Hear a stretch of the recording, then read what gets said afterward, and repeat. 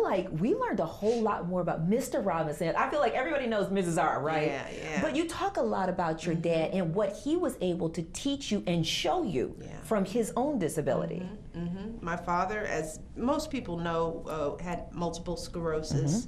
And I talk more about what it was like to grow up with a parent with a disability and the level of uncertainty that comes when the primary breadwinner in your life could at any minute fall and not be able to get up, who, you know, we had to make adjustments and be very adaptable as a family to make sure he could get to and from places. We learned that at an early age.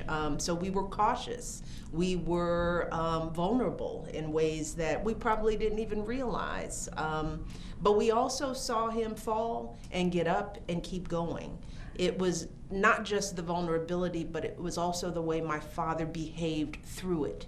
You know, he was not a man that felt sorry for himself. He could have quit his job and been on disability his whole life, but instead he got up and went to work every day. And he just adapted. He adapted his tools in order to keep working. The cane became 2 crutches, which later became a walker. But he never stopped getting up. He just used those tools to adapt.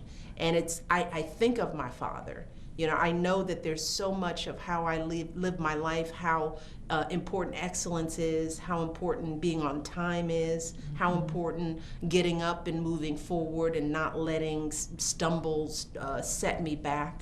The kind of I'll show you attitude, it came from watching him.